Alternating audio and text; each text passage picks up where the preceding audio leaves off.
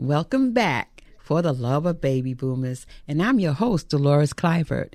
Right now we have an awesome guest, and Karen is talking about her tiny home. Welcome back, Karen. Are you there? Thanks for having me. Oh, yes. Right. Okay. So, Karen, a question has come up during break about your research and what does it take? What paperwork, what rules, regulations are out there that you need in order to have a tiny home? And that is a really good question, because many, even small towns or cities, do not allow tiny homes or mobile homes. So you have to make sure that there is an ordinance that allows that. Now, some people, if you're doing like a true tiny home, you can put it in your backyard and it's considered a trailer. So there's, some ways around that, but you really do have to look. I'm out in a very rural area in the county, so there were no restrictions. But you do have to look at things like, septic, electric, and water. Now, certainly many tiny homes will use like a composting toilet. That was not for me. I'm not going to do that. So the lot we actually purchased had a home on it that was it was dilapidated, but it already had the septic, water, and electric on there. So, that was very helpful. But you do have to really think about, because that's going to be your initial cost. You have to have those things put in. Well, I'm thinking as you're talking, I'm like, compost toilet. It doesn't sound right, but what is it? It's like, So basically, it's an outhouse in your house. It's like an RV where you have the gray and white the water, but it decompose or I don't know what that word is. Anyway, you have to clean it out after so many days. Oh, no. Okay. So you have to take it to a place that you like, to a RV place or, a campground, and clean it and dispose of it. So that just wasn't what I wanted to do. Absolutely not. Most people don't want to do that. I know that's a turn off to me. Okay. Yes, that was just a no. I wanted a home. I just wanted a small house. Right. So, not necessarily, totally off the grid or anything like that. Okay. And some people, they don't mind that. Okay. Again, absolutely. Yeah. Mm-hmm. I mean, it's just wasn't what I wanted. And again, as we age, how hard is that going to be able to manage? Right. Can you see yourself at 75 years old doing that or wanting to do that? No, ma'am. No. The idea is to make life easier. So, but it really does, as far as like my power bill, my water bill, all my bills total are less than a few $100s a month. Wait a minute. Everything else, what's a few $100s to you? 2, 3, 4, 6. I would say 6. With homeowners and internet, all those things, probably 600. Okay. That's, again, the insurance and everything. So. Wow. Okay. Sounds small to me. Yeah, I mean, it really, and again, property tax, that's included, and it may even, I'm doing that math in my head, it's probably less than that, because my electric and water's very, very cheap. Mm-hmm. My internet bill is probably the most expensive because I am in a rural area. Mm-hmm. I have to pay for Starlink, so. Oh, okay. Yeah, that's yeah. When you're in a rural area anywhere, it comes and goes, and yeah. Yes. So that was, especially when we first moved there, because I own a business, that I really needed to have internet access, and that's been a little bit of a challenge. But all of our outdoor lighting, everything is all solar. So of course that saves, on the bills and stuff. So. I don't have solar anything else in my home, though. Everything else is electric. Okay. So getting back to the research and the rules, regulations, and ordinance, it's really a matter of where you are to do your homework. Yes. And not every state is the same. I do know that. Every place is a little bit different. Some places don't allow tiny homes. Right. Mm-hmm. Which is so sad, because it's a great way, with housing issues everywhere, and as expensive as housing is, it really is a good, affordable way to, even for younger people to start, purchasing and having a home. And it's a great way, to downsize. So the restrictions, that's just a shame because it's harder to live in the city in a tiny home. Mm-hmm. Well, a tiny home is good to move into, downsize, or start, but it's also good for short-term rental.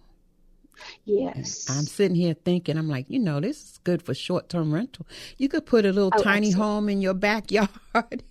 and really, and a lot of people do that, it really, because there is such a shortage of housing, and people just need less expense, and that is a great way to do it. Yeah, I like that cottage you set up to put your guests in. Yes, I have to say. Well, and it is. And my home, I had a girls' weekend last year, so some of my best friends came, and we slept 6 in my house. It was air mattress and fold out sofa, those type things, but we managed, and we had a great time. I've had dinner parties at my house, dinner party of 8. I've had up to 60 people at my house. Wait, mainly did outside. You say 60? Yes. Oh, outside. Yes. Okay. So my husband's 60th birthday party, it was well over 50 people at my home. Now we do have outdoor space, a lot of outdoor living space, but all the food was inside. So, and there were no problems. Parking was the biggest issue, but I have a great neighbor, so we all just parked in my neighbor's yards. But yeah, so it's absolutely doable. So, you don't have to not be social. Downsizing doesn't mean giving up a social life. If anything, my social life has increased because people are comfortable there. Okay. So just to recap, you have 1 bedroom, 1 bath, like a sitting room, a living room, whatever. That's it? Yeah, it's the kitchen, dining, what we call, kitchen, dining, living room are all open. Okay, it's open space. Yes. And a lot of time the open space is what makes it bigger too. Right. So my husband actually took a large table. It was one of those really thick wood, like from the 1970 tables that had the benches and the big thick chairs. He took one of those and cut it in half.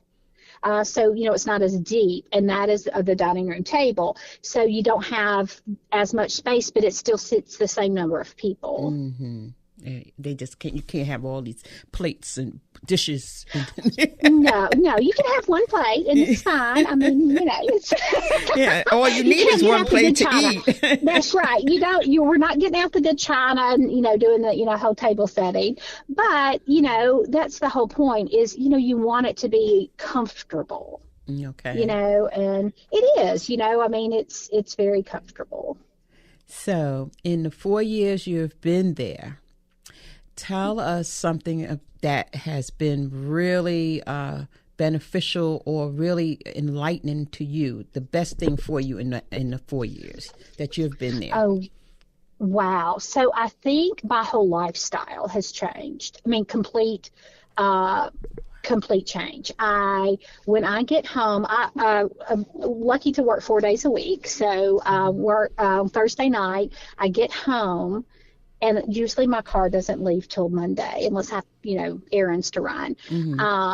I'm comfortable. I don't know, how else to say. I like being home. I've always loved to travel and do, but I'm at home, and it is so relaxing. There's no stress. You don't worry about bills. You don't worry about your mortgage. Right. You don't worry about cleaning. If somebody pulls up in your driveway, like just as a, hey, I wanted to stop by, you can clean your house in 3 minutes. You don't have to panic and hide stuff, because you don't have stuff. But my whole attitude about life has completely changed. Okay. That's funny. All right. Yeah, my engineer is communicating with me. And she was talking about the community, better community. What did you say, Michelle? Can you say it? Yes, I'm here. I'm so excited about this conversation that I'm not invited to the mic, but I'm on there anyway. One of my questions is that recently, I lived in my community for 23 years, and recently the neighbors that were with me most of those 23 years have since, moved or, relocated or what have you. And I feel a sense of loss a little bit because of that. I am the original person that's still left in my neighborhood. And so my question, right? We should all sing Kumbaya. Oh, no. I know. Okay. So, so I feel a little bit of that. When I look out and I look at my neighbors, I'm like, I have nobody to borrow sugar from. Jeez. So Yes. I'm wondering, moving even though you're in a rural area, but in a tiny home community with same mind-like people, have you found that relationships in your community are closer as a result of that? Oh, absolutely. It is unbelievable. Like, we all share things. I'm never sick. And 2 weeks ago, I got very, very sick. And they know I don't miss work. So my neighbor, immediately called, "Are you okay?" Day 3 that I was sick, she's at my house with, Gatorade. There's just, we do everything together. If somebody's going to the store, "Hey, do you want me to pick you up something?" It's amazing. We talk. We don't talk every day, so it's not like that constant. But when we all kayak together. We do just fun things, and we know each other. And because you're not working 24/7 to pay your mortgage, Right. You have a so you simpler have that life. time to relax. Yes. Simpler life, and you have a community of people that you could spend time with and nourish the relationship so that you become family. You become family. You do, and you can borrow their sugar if you need to, or whatever, and it's really nice. I'm packing my bags. You packing your bag. Good. Where you think you're going? Don't leave me. I'm going to get me a tiny house. Okay. You have to be neighbors. They have them on Temu, but I don't think I'll do that. I think I'll Probably get a not a legitimate. good. Not a good. But truly, I think it is.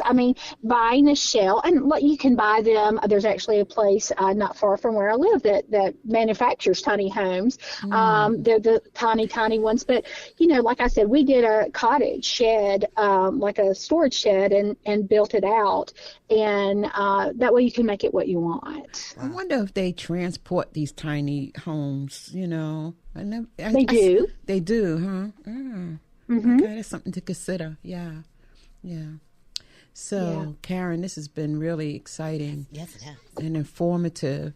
And so I believe we are, where are we? Where are we? Where are we? We're not in the tiny home. We're not We're in the not in the tiny home. That's You where need to we're be in the not. tiny house. I get so excited thinking about. I guess because my life truly transformed, and I know that sounds just crazy, but it has. And the less stress and the less everything, that you want everybody to experience that. It's just everybody needs to make the move. It's just, it is a journey, though. It sounds like it's definitely absolutely. At the top of the show. You mentioned how, just the overwhelming feeling of having a big home, having to clean it, maintain it, pay for it, Yes. and it wasn't as much community there as it is now. And so again, when you are in a community with like-minded people, it does affect change. It does. And you have the time when, that you're not having to work 2 jobs, or everybody's working all the time to pay for these things that nobody sees inside your house. Yeah. So, As she said, she didn't want to go back. No. She left her house. I legit I'm did kind of not, I didn't reluctant to go back back to my house right now. No, you gotta go back to your house now.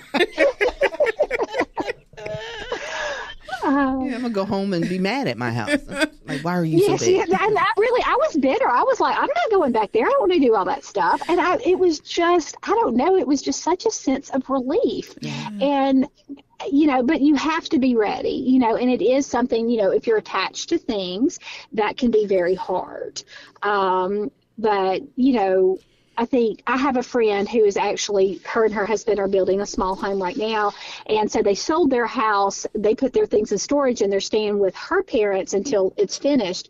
And she was very attached to things. Now she's like, I don't even know what's in the storage unit. And that's it. Yep. That's it. That's the key right there. If you put things away, box them up, and you don't know what's in them about 5-6 months later, Or it's don't time need to 'em. go. Yeah. Yeah, and that's what she said. She said it really helped her make the transition. Okay. You know, like, I don't know what's in there. I don't miss it, so it can go.